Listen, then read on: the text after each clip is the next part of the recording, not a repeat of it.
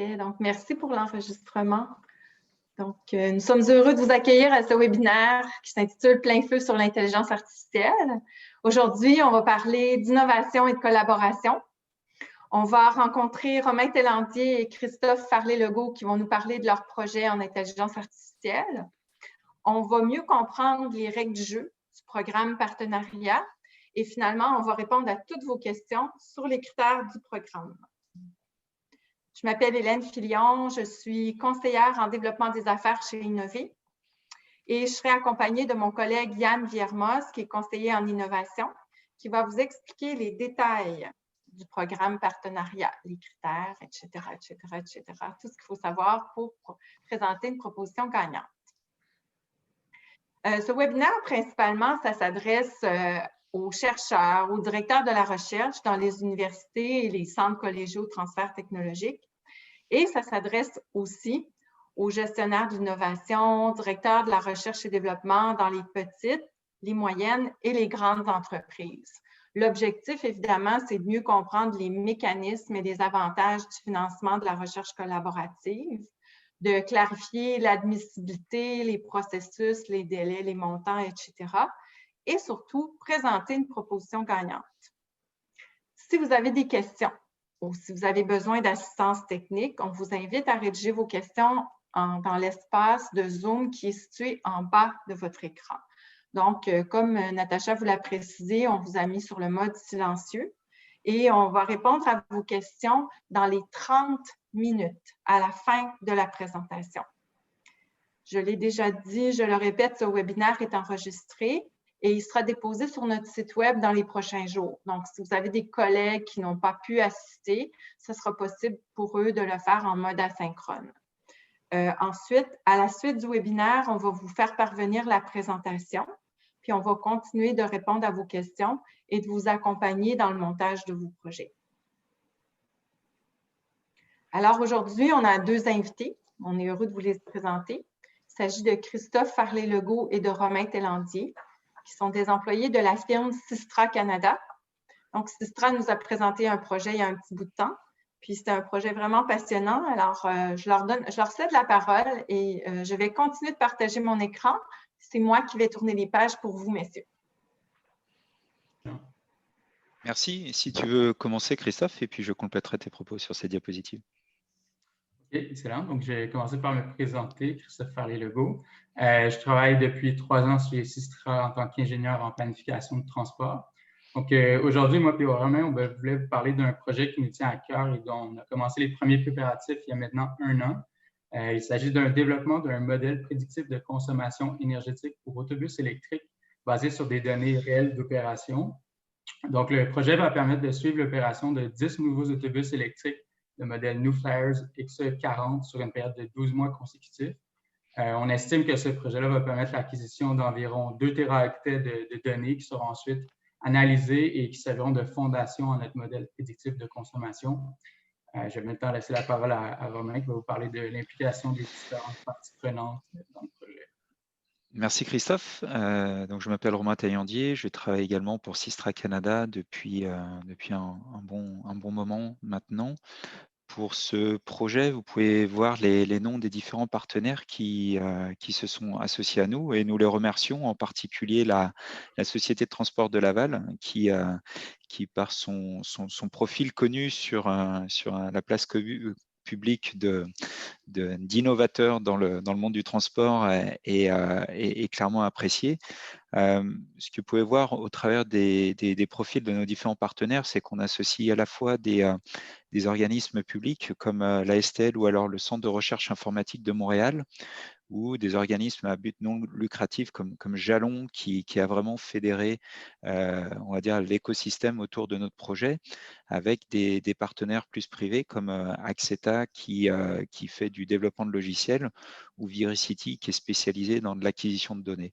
Donc c'est un montage avec des partenaires publics et des partenaires privés, avec des enjeux contractuels et des ententes autour du développement qui nécessitent une bonne compréhension de leurs besoins et donc qui, comme le mentionnait Christophe, a pris un petit peu de temps pour être échafaudé. Donc, quelque chose qu'il faut aussi intégrer dans tout projet de cette ampleur, c'est le temps nécessaire au dialogue et au montage des différentes ententes pour faire aboutir ces projets. Oui, donc je vais revenir au niveau des bénéfices. Donc, selon nous, les bénéfices du projet sont multiples. D'abord, il s'agit de comprendre la fluctuation de la consommation énergétique à travers l'acquisition massive de données en fonction de divers facteurs, notamment les conditions environnementales, les différentes saisons, le trafic routier, la topologie des routes, la fréquence des arrêts ou encore l'achalandage. Ensuite, à l'aide des méthodes en intelligence artificielle, on va concevoir un modèle qui va être capable de prédire la consommation future des autobus dans différentes conditions d'opération, ce qui va permettre à des sociétés de transport comme la STL de mieux maîtriser l'autonomie de leurs véhicules, mais également de mieux prévoir les infrastructures associées en prévision d'une transition énergétique de leur flotte. Finalement, le dernier point et non le moindre, on pense que ce projet ou des alternatives similaires à celui-là vont pouvoir permettre d'accroître rapidement le développement de nouvelles technologies dans le milieu. Puis un peu, je vais vous faire rêver, là, mais on peut penser qu'en précisant l'estimation énergétique, ça ouvre la porte à des outils de simulation de gestion de flotte beaucoup plus performants qui vont permettre de tester des nouvelles stratégies d'exploitation et d'améliorer l'efficacité générale d'un exploitant, que ce soit au niveau énergétique, économique ou de la qualité de son service. Il y a aussi la notion d'objet connecté qui aujourd'hui commence à faire son apparition dans les nouveaux véhicules. Toutefois, on reste un peu en mode lecture. Aujourd'hui, on pourrait envisager qu'avec l'adoption de ces nouvelles technologies puis une meilleure prévision de l'état de charge des véhicules ou de l'état de la recharge de celui-là, on puisse faire la transition vers un mode qui serait plus à la fois en écriture, c'est-à-dire que les véhicules pourraient communiquer avec les équipements, les dépôts et directement établir un peu un protocole de communication pour pouvoir trouver la meilleure façon, de façon autonome, d'opérer la flotte dans les conditions actuelles ou les conditions en cours. Ça permettrait de passer d'une planification qui est aujourd'hui plus statique à quelque chose de beaucoup plus réactif et adaptatif, tout en réduisant les coûts associés et en augmentant les performances. Finalement, pour terminer, plus on génère de données, plus on maîtrise le comportement de nos actifs. Donc, on est en meilleure capacité de les gérer, que ce soit pour maximiser la durée de vie des actifs ou pour optimiser la dégradation d'une batterie en étudiant les cycles de charge, par exemple. Donc, je pense que ça convient de tous les bénéfices que pourrait apporter ce type de projet. Est-ce qu'on est rendu aux opportunités? Oui, donc en synthèse, les opportunités offertes au travers de ce programme Innover, pour lequel on a eu la chance d'être sélectionné, on vous en remercie encore.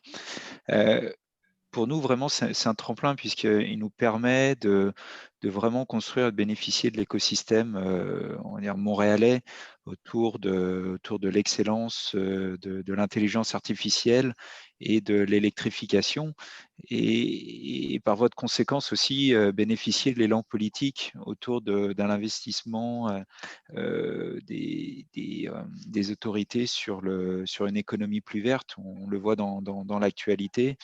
Et finalement, ça nous permet de tester des nouvelles approches, de construire notre compétitivité et notre excellence sur ce segment pour finalement, au travers de ce projet qu'on a bâti, c'est d'en faire un clair démonstrateur de ce qu'on est capable de faire et des nouvelles opportunités qu'on peut générer et des références aussi sur lesquelles on peut construire. Et le dernier point, donc l'outil qui sert aussi au développement de ce projet, il s'appelle TESS, est quelque chose qu'on peut, grâce à ce support d'Innover, mettre en avant ensuite dans les différents projets d'électrification que nous regardons, pas seulement au Québec, mais au Canada et aussi dans le monde via le groupe Sistra. Merci beaucoup. Merci Romain et Christophe. Alors, comme vous avez vu, on a tenté de vulgariser un peu les opportunités pour les 6 demandeurs. Ce projet était quand même un bon défi. On parle vraiment de 6 partenaires qui se sont réunis ensemble, incluant la STL. Donc, si jamais vous voulez en savoir davantage, vous pouvez aller à contact.tes@sistra.com. Et nous, on suit le projet avec intérêt, on suit l'évolution de ce projet, c'est bien certain. Alors, ça m'amène aux avantages pour l'industriel. Donc, les industriels qui participent au projet de recherche collaboratif, l'avantage pour eux, souvent, ça va être de pérenniser leur avantage concurrentiel, d'accéder à du financement pour réaliser des projets de R&D, des fois d'accélérer la recherche et développement, étant donné qu'on a le financement pour le faire plus facilement, de partager les coûts puis de réduire les risques des projets dans l'équipe, puis aussi d'accéder à du personnel hautement qualifié, puis de faire du transfert de connaissances et du transfert technologique aussi. Donc, c'est un peu le rôle d'Innovéé. Pour ceux qui ne le savaient pas, Innovéé fait partie des 9 regroupements sectoriels de recherche industrielle qui ont été désignés par le gouvernement du Québec pour faire de l'intermédiation de la R&D collaborative. Donc, on supporte le développement et le financement de projets dans nos secteurs. Alors, les secteurs ciblés, surtout, vous voyez ici à l'écran, on parle de production, de transport, de distribution et de stockage d'électricité. On parle aussi de véhicules autonomes, de systèmes de transport intelligents. On discute, nos membres on offre et élabore des technologies dédiées aux véhicules électriques, quand on parle à la compagnie Lyon, par exemple. Nos membres aussi développent des technologies et des procédés qui sont dédiés à l'allègement des véhicules. Donc, si on continue au niveau plus des technologies, des applications, des types d'applications, des technologies, géolocalisation, navigation, système de gestion des flottes, des caméras, lidar, radar, etc. Des systèmes de gestion pour le transfert sécuritaire des données. Donc, tous nos membres offrent ce type de service et font partie de cette industrie. Enfin, tous nos membres, certains membres font partie du transport, de la distribution, du stockage d'électricité, sont des sous-traitants des utilities, tels que Hydro-Québec, par exemple, et ils vont offrir des technologies qui vont permettre l'intégration poussée des énergies renouvelables quand on parle au smart grid ou au réseau intelligent ou au réseau autonome dans le Grand Nord, par exemple. En résumé, nos programmes, on offre 3 programmes. Le programme PSO, qui vous permet de financer jusqu'à 40% d'un projet. Le programme Innovare, qui demande une démonstration du potentiel de réduction des gaz à effet de serre au Québec. Et finalement, le programme Partenariat, projet en intelligence artificielle, et pour lequel le financement peut aller jusqu'à 50% du projet.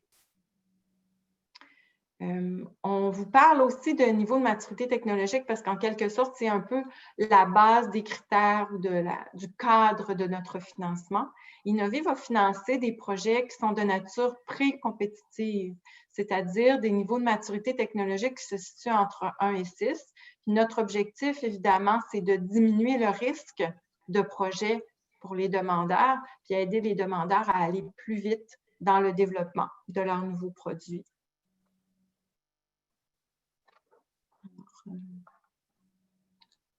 Je pense que ça fait le tour pour moi. Alors, je vais donner maintenant la parole à mon collègue Yann. Je vais arrêter de partager mon écran. Parfait. Je vais pouvoir prendre la suite et continuer la présentation de ce pas. Donc, premièrement, merci à tous. Est-ce que c'est possible d'arrêter? J'imagine que vous voyez mes notes plutôt là. On voit 2 pages. On voit la page 13 et la page 14. Voilà, tu peux masquer le mode présentateur en appuyant sur les 3 petits points en bas de la diapositive. 3 petits points. Ah, ici. Voilà. Masquer le mode présentateur. Excellent. Merci. Et relancer le diaporama. Donc là, vous voyez, mon plein écran? Non, on ne voit pas le plein écran, on voit l'interface. Parce que moi, je suis en plein écran sur l'autre. J'aimerais bien mettre plein écran, mais que sur... Ah, il faut que j'alterne, je pense. Non? Paramètre d'affichage en haut, Yann, pardon. Sinon, le paramètre d'affichage tout en haut. Ah oui. Ici, normalement, tu vas pouvoir échanger d'écran. Voilà, basculer entre le mode présent. Voilà, impeccable. OK. Ok, excusez-moi. C'est parti. Donc aujourd'hui, on est ici pour parler du programme partenariat en tant que tel. Donc c'est un programme de subvention qui est en fait. Pourquoi il y a. Je vais enlever les sous-titres. C'est un programme de subvention qui est assez récent. En fait, il y a eu un premier appel qui a été lancé en début 2020. Et donc là, il a été un tout petit peu remodelé en fonction de ce projet, entre guillemets, un peu pilote. Et là, on vient de lancer un peu plus le gros programme avec le MEI qui comporte plusieurs volets. Et donc, on a là aujourd'hui une présentation qui parle des deux volets, partenariat entreprise et partenariat académique. Dans ces deux programmes, ce qu'il faut avoir pour tout simplement se qualifier, c'est des activités admissibles. Donc, ça va vraiment, comme le disait Hélène, du TRL 1 au 6, entre guillemets, ça va de la preuve de concept jusqu'à la démonstration. Si je parle un petit peu des deux programmes aussi qui incluent le centre de recherche public. Donc, on verra que dans les deux programmes, le centre de recherche public ne sera pas impliqué de la même manière, mais à chaque fois, il y en a besoin d'un. Et donc, qu'est-ce qu'un centre de recherche public? C'est en fait tout ce qui est université, CCTT, et puis d'autres types de centres de recherche qui sont en fait indiqués dans la liste qui se trouve en bas. Évidemment, on vous enverra la présentation, vous pourrez la consulter, c'est un lien. Donc voilà un peu tous les centres de recherche publics qui peuvent être reconnus dans le cadre de ce programme. Donc comme je disais, il y a deux programmes et l'un va être financé, le financement va aller aux entreprises, l'autre va aller au centre de recherche public. Donc on va commencer par le plus populaire, on va dire, ces derniers temps, c'est celui qui a le financement qui va aux entreprises, qu'on appelle donc partenariat entreprise. Donc, c'est pour couvrir les dépenses des entreprises en R&D sur un projet en particulier. Et il faut que chaque entreprise, au final, impliquée dans le projet, contribue, donc dépense minimum 20% du budget du projet. C'est un minimum de 2 entreprises ou startups québécoises par projet. Donc, ça peut être 2 PME, 2 startups, une PME, une startup. Il faut savoir que les grandes entreprises, donc plus de 250 employés, c'est possible, mais en plus des 2 PME, quoi, ou des 2 startups ou quoi que ce soit, comme 3e ou 4e partenaire. Donc, on a un maximum de 150 000 de financement par entreprise. Donc, on donne jusqu'à 50%, jusqu'à hauteur de 150 000 par entreprise impliquée dans le projet. Ça comprend dans le projet, encore une fois, l'embauche d'un stagiaire par année par entreprise. Alors, si vous êtes 2 startups et que vous avez un projet de 3 ans, ça ferait 6 stagiaires. Ça ne veut pas dire que les stagiaires sont vraiment répartis 3 et 3 dans chaque entreprise. On veut juste qu'il y ait un minimum de 6 stagiaires dans le projet. La répartition, ça peut être 5 dans une entreprise, 1 dans une autre. C'est pas mal flexible de ce côté-là. Comme je le disais, dans le partenariat entreprise, le centre de recherche publique doit être impliqué. Donc, il doit faire partie des partenaires aussi. Et il va participer en fait en offrant une offre de service au projet qui doit, elle aussi, être de minimum 20% du budget. Et ça inclut au final les stagiaires, donc dans ce budget de l'offre de service. Donc, on a un budget, un projet qui est maximum de 3 ans. Et comme je le disais, toujours dans le partenariat entreprise, on donne jusqu'à 50% maximum, maximum 150 000 par entreprise. Aucune entreprise ne peut rémunérer une autre, évidemment. C'est vraiment pour aider chaque entreprise à payer ses dépenses en R&D. Le programme innovation du MEI, c'est quand même quelque chose qui est assez gros. Ça comprend plusieurs programmes. Et donc, il y a quand même une limitation. On ne veut pas qu'une entreprise bénéficie de plus de 500 000 sur toute la durée du programme. Donc, c'est des choses qui sont à prendre en compte. Les frais de gestion en tout, c'est de 5%, mais on les divise. Donc là, on s'adresse à vous, les industriels.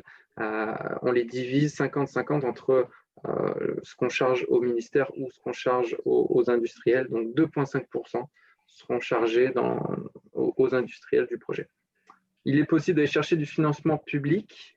Donc en gros, si vous mettez 50% des dépenses, que nous on met aussi 50%, il y a quand même encore possible que vous mettiez moins que 50%, vous pourriez mettre 25% et d'aller chercher un autre 25% de financement public.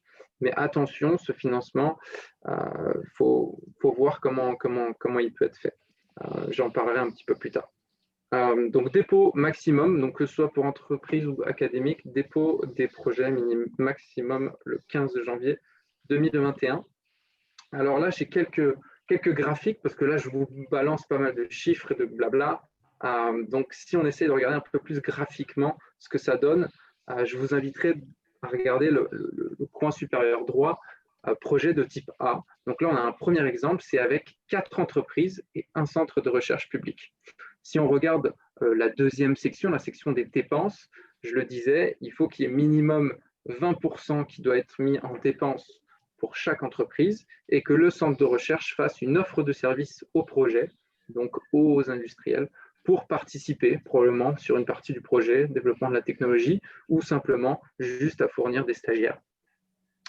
Et donc là, ce qu'il est possible d'aller chercher, si on va chercher le 150 000 par entreprise possible, eh ben, on est capable d'avoir un budget de 1 200 000.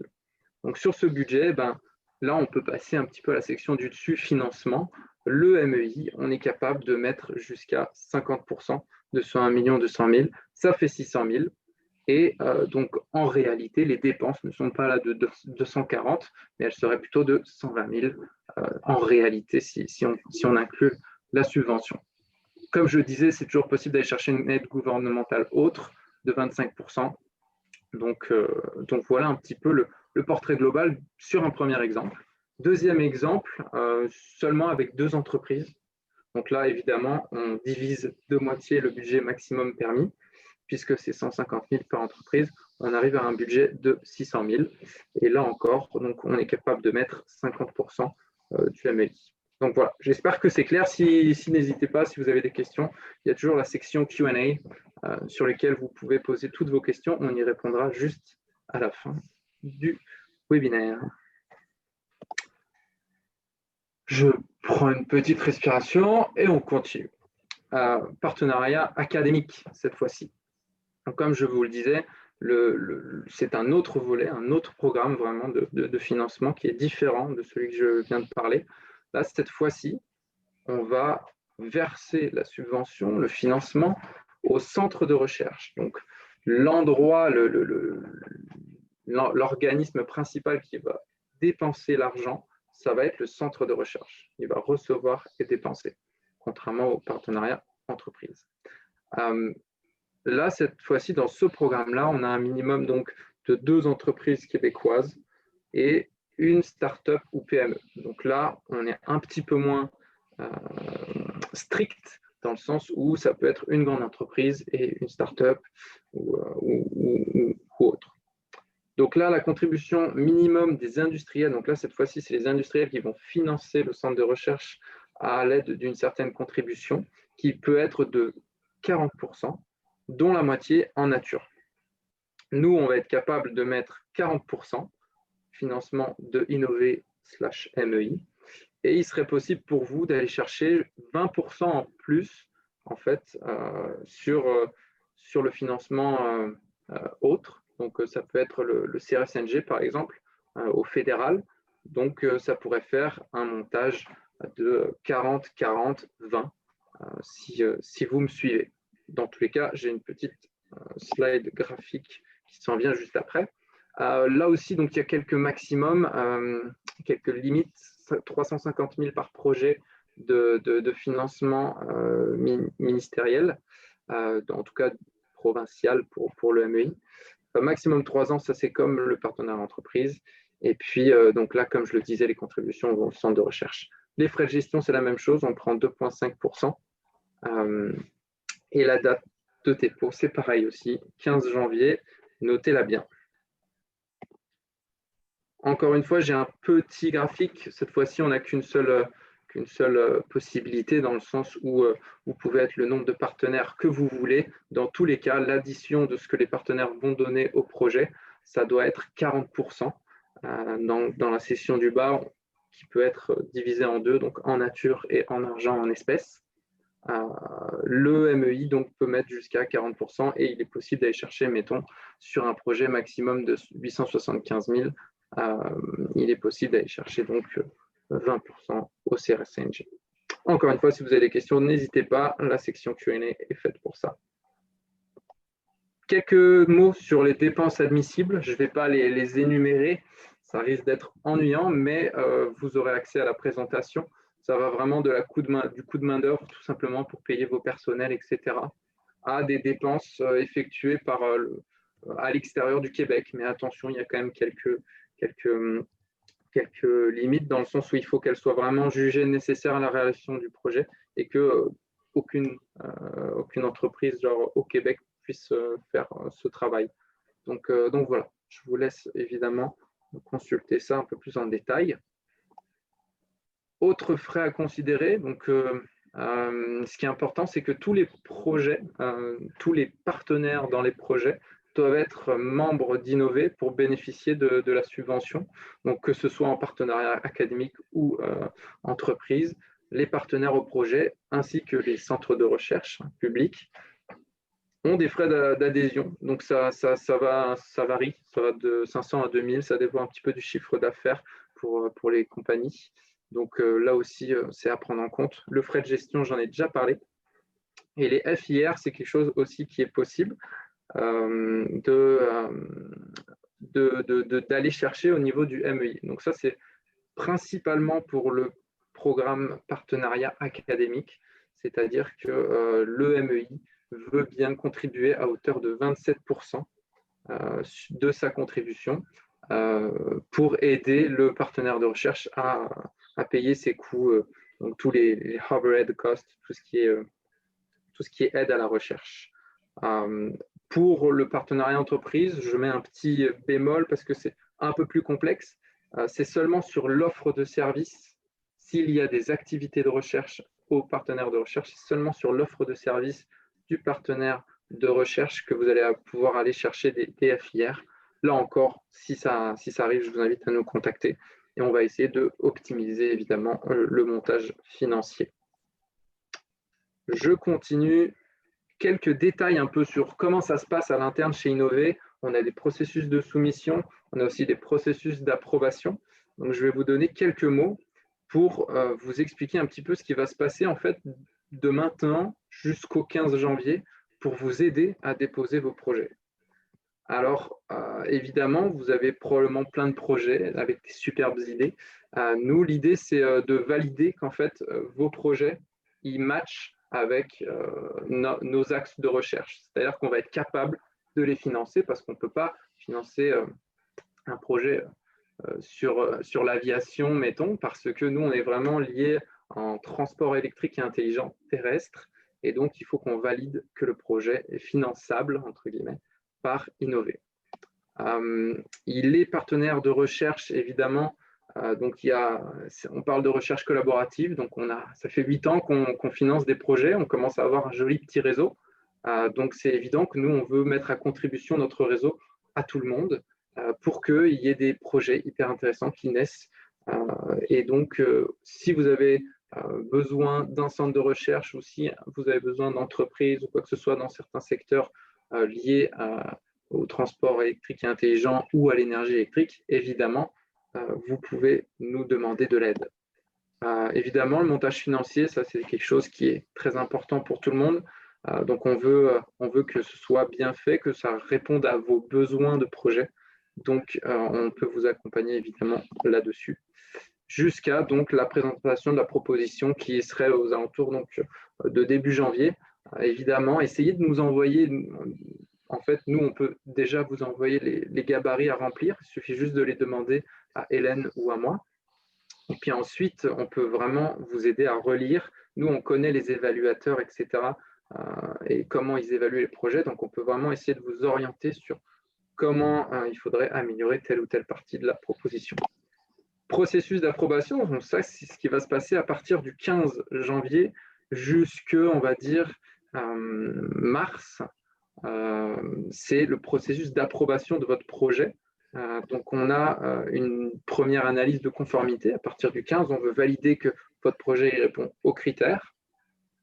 Ensuite, on a un premier comité qui est organisé avec des évaluateurs indépendants, des experts du domaine qui vont vraiment regarder le côté technico-économique du projet et qui vont le noter. Donc, ils vont le recommander pour approbation au comité projet, qui est un autre comité qui est un sous-comité du conseil d'administration d'Innover. On se retrouve avec l'approbation également ensuite du CA et ensuite du AMEI. Donc moi, si j'ai un conseil à vous donner, moi à chaque fois déjà, on vous donne de l'info sur à quel moment il est rendu dans le processus, est-ce que c'est accepté ou pas. On veut vous tenir au courant. Et les deux points, on va dire, chauds, les deux comités, on va dire, importants, ça va être principalement le comité technico-économique, qui est un gros comité avec beaucoup d'analyses, ça va en profondeur et avec des échanges. D'ailleurs, c'est un comité où on vous invite à venir discuter, en fait, avec les évaluateurs. Ils ont 15 minutes pour vous poser des questions. Et le deuxième comité, entre guillemets, la deuxième approbation plus ou moins à risque, c'est celle du ministère, puisque c'est eux qui ont le dernier mot. Donc, nous, on recommande les projets pour approbation. C'est rare qu'ils les refusent à ce moment-là. C'est eux qui ont donc le dernier mot. Si on regarde justement rapidement les critères d'évaluation, notamment ceux du technico-économique, le comité, donc voilà, ça va du niveau d'innovation au projet, de l'appréciation du projet, le partenariat et l'expertise, et le retombées anticipées. C'est les critères de la grille d'évaluation. Petite astuce, donc comme je disais, demandez nous le guide, le gabarit, le formulaire. Il y a plusieurs documents à remplir. On peut évidemment vous aider à les remplir dès que possible. Nos courriels sont à la fin de cette présentation d'ailleurs. Et puis, commencez tôt, impliquez-nous s'il y a besoin de trouver des partenaires, des gens, etc., de valider certaines choses. N'hésitez pas. Puis un petit point aussi déjà, présenter votre demande de façon claire. C'est quelque chose qui est très important pour les évaluateurs. Et puis, il faut savoir que votre demande, elle est lue vraiment par plusieurs personnes, jusqu'à des gens relativement haut placés au ministère. Donc, il faut qu'elle soit bien rédigée, qu'elle soit claire et que ce soit donc simplement lisible. Là, j'ai deux petits tableaux que je vais vraiment rapidement passer. C'est les tableaux partenariat entreprise et académique. Donc là, le but, c'est vraiment de faire un résumé de ce que j'ai dit. Donc ça va être surtout utile pour vous lorsque vous aurez à consulter le webinaire ou la présentation par après. Donc voilà, je les affiche rapidement. Dans un projet, on est capable donc de donner jusqu'à 50% des coûts du projet. Dans l'autre, c'est 40%. Et puis, à se souvenir aussi, il y en a un, celui-là, où l'argent est versé aux entreprises bénéficiaires, et l'autre, l'argent est versé au centre de recherche public. À toi, la parole, Hélène. Merci beaucoup, chers collègues. Excellente présentation. Donc, nous, on vous invite en tout temps à rejoindre la communauté d'Innover. Vous pouvez devenir membre en tout temps. Vous n'avez pas besoin d'attendre un projet. Contacte nos membres. Vous voulez être mis en relation. Il y a un petit courriel et nous, on vous met en relation avec plaisir avec nos membres. Alors, ça fait une grosse différence entre envoyer un courriel impersonnel à quelqu'un et envoyer une référence de quelqu'un d'innové. Ça fait une grosse différence dans l'accueil que vous allez avoir. C'est notre site web, le répertoire des membres, la page événements qui est constamment mis à jour. On répertorie une centaine d'événements qui ont lieu au Québec, à l'échelle nationale et à l'échelle sur votre concurrence. On vous demande aussi, on m'entend mal, ce qu'on m'a dit. C'est mon réseau. On vous demande aussi, on vous invite à vous abonner à notre infolettre et à nous suivre sur les différents médias sociaux, LinkedIn et Twitter. sur lesquels on publie beaucoup d'informations pertinentes pour les membres de la communauté. Parfait. Merci. Donc, on va passer à la période de questions. Si jamais, n'hésitez pas, vous avez nos adresses courriel ici sur cette slide. Je vais pouvoir arrêter le partage et puis on part sur une période de questions-réponses. Si tu veux, Yann, je peux lire les questions. Est-ce que vous m'entendez bien? Vas-y, allons-y. Donc, il y a quelqu'un qui nous demande quels sont les avantages du programme Innover par rapport au CRSNG Alliance? Alors, merci François pour cette question. En fait, les programmes ne sont pas forcément en concurrence. C'est ça qu'il faut se dire, c'est que le CRSNG Alliance et le programme Innover, mettons nos programmes réguliers ou alors le partenariat plutôt académique, ce sont des programmes qui peuvent se mettre en cofinancement. Donc, en fait, ce qui est possible, c'est d'avoir sur un projet un financement provincial, fédéral et au final, donc, industriel. Donc, on est capable de faire des montages financiers où, en fonction de la maturité du projet ou quoi que ce soit, mais on est capable probablement d'aller chercher 40% chez Innover, 40% au fédéral chez le CRSNG, et puis 20% qui est mis par les industriels. Donc, c'est vraiment complémentaire, il n'y a pas de concurrence. J'espère avoir bien répondu à votre question. Est-ce qu'on a d'autres questions?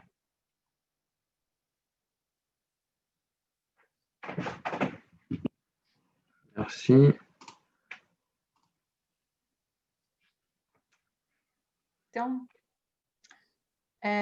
pour partir d'entreprise, quelles autres aides gouvernementales sont éligibles? MITAX, par exemple. Est-ce que MITAX est éligible? Partenariat entreprise. Bonne question, Fabien. Oui, MITAX est possible. Donc, comme je l'ai dit un peu plus tôt, dans chaque projet, il doit y avoir donc des stagiaires d'inclus dans le partenariat entreprise. Et ces stagiaires peuvent être cofinancés là aussi avec MITAX. Donc là, ça complexifie forcément un petit peu le montage financier. Alors, c'est quelque chose qui, sachant qu'on est un nouveau programme, que c'est un nouveau programme, c'est quelque chose sur lequel on va devoir quand même pas mal s'adapter, essayer de réfléchir, mais on est en contact avec MITAX. Ils sont au courant qu'il y a des cofinancements possibles, donc oui. Mais encore une fois, ça n'a jamais été fait à date, donc il va falloir un petit peu qu'on débroussaille. Mais voilà, oui, c'est possible. Merci pour ta question.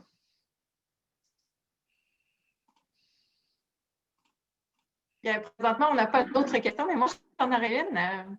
Qu'est-ce qu'on veut dire par financement? Oui, financement, peut-être ça, c'est quelque chose qu'on n'a pas vraiment dit. En fait, il faut bien comprendre que là, on parle de subventions non remboursables. Hein, donc, c'est pas du financement autre parce qu'il y a plusieurs types, évidemment, de financement. Donc là, on parle vraiment de financement non remboursable. La seule chose qu'en fait, on demande, c'est de faire un suivi. On a des rapports à remplir. Donc, il y a un rapport principalement technique sur l'avancée un petit peu des travaux du projet. Et on a aussi un rapport financier. Donc, on veut s'assurer que les dépenses qui ont été prévues lors de la demande, lors du dépôt de la demande, elles sont suivies et que justement, tout est dépensé comme il faut. Donc on a quelques redditions de comptes, si je puis dire, à vous demander. Et donc, voilà, j'espère que ça répond à la question. Alors, je vais lire la prochaine question parce que Hélène a freeze. Caroline, quel est le statut de la propriété intellectuelle dans les projets collaboratifs? Y a-t-il un accord de partenariat formel entreprise-centre de recherche? Alors ça, c'est quelque chose qui est important aussi, qu'on nous pose souvent la question, la propriété intellectuelle, qu'est-ce qui se passe avec ça? Donc c'est évident que nous, on va avoir besoin, pour que le projet puisse aller de l'avant, donc pas au moment du dépôt de la demande, mais s'il est accepté, on va demander une entente qui soit signée entre tous les partenaires du projet. Et cette entente, elle doit, après c'est à vous, parce que nous, on n'interfère pas là-dedans, mais elle doit généralement contenir tout ce qui est propriété intellectuelle, etc., tous les détails. Et donc, oui, la question c'est oui, il y a un accord entre les entreprises et le centre de recherche par projet. Merci Caroline. Maxime aussi qui nous pose la question, qu'est-ce que vous entendez par accompagnement? Donc j'en ai déjà un petit peu parlé tout à l'heure dans le processus au final de soumission, oui c'est ça, le processus de soumission. Donc nous, ce qu'on veut, c'est être là pour vous vraiment jusqu'au dépôt. Donc c'est à partir du moment où vous avez besoin d'un partenaire, d'avis sur le montage, d'avis sur votre demande. Nous, notre but, ça va être tout simplement de vous accompagner, et puis on a accès justement à notre réseau pour vous aider. Donc l'accompagnement, ça comprend ça. Après, ça va aussi au-delà. Comme je le disais, même pendant le processus d'approbation, on est souvent là à vous donner des nouvelles de votre projet, où est-ce qu'il en est. Quand on l'envoie au ministère, on vous tient au courant dès qu'on a des nouvelles, etc. Donc, l'accompagnement, c'est quelque chose qui est quand même, au final, assez vaste et sur lequel on a vraiment mis l'emphase ces dernières années. Et on a de très bons résultats. Donc voilà, on se la pète un peu là, mais voilà, merci. François Pomerleau, deuxième question. Est-ce que c'est possible d'avoir des projets sur 5 ans? Par exemple, former des doctorants prend plus que 3 ans. Très bonne question là aussi. Il faut savoir que justement, souvent, on fait du cofinancement. Nous, la majorité en fait, de nos projets sont quand même cofinancés, surtout les projets en recherche collaborative qui vont vers vraiment financer le centre de recherche. Donc, mettons le partenariat académique ou le PSO ou Innover, c'est nos autres programmes, vous pouvez les checker sur notre site web. Très souvent, en fait, tous ces programmes sont cofinancés par le CRSNG. Et très souvent, c'est possible que le CRSNG finance le projet sur 5 ans aussi. Donc, c'est possible qu'il y ait du cofinancement. C'est juste que nous, on va vraiment financer les 3 premières années. Le CRSNG va financer les 5 années. Donc, c'est possible, oui, d'avoir des projets sur 5 ans, mais nous, on va vraiment focuser que sur les 3 premières. Ça ne peut pas être les 3 dernières, mais nous, on va être impliqués sur les 3 premières. Donc, merci. On a André qui demande donc la date de clôture du prochain appel. Donc, c'est le 15 janvier. Le 15 janvier 2021. Donc, notez-la bien à vos agendas. Et puis voilà, il y en aura d'autres. Hein. Sachez qu'il y en a d'autres qui se préparent. Si jamais vous êtes vraiment très court dans le temps et que vous n'avez pas le temps de monter votre partenariat, etc., d'ici le 15 janvier, ça arrive. Il y aura d'autres appels en 2021. On n'a pas les dates exactes encore, mais évidemment, on vous tiendra au courant dès qu'on le sait. Là, j'ai répondu pas mal aux questions. N'hésitez pas si vous avez des questions aussi pour Romain et Christophe qui nous ont présenté leur projet au début de la séance. Donc, si vous êtes intéressé par leur projet à propos de la prédiction de la consommation électrique des autobus avec la STL, etc., n'hésitez pas à leur poser des questions ou à les contacter à l'adresse contact.tes@commercialsistra.com. C'est ça? Bravo, c'est ça. De tête. Voilà, il y a André Saint-Pierre qui pose une question sur votre projet. Quels sont les principaux challenges de votre projet?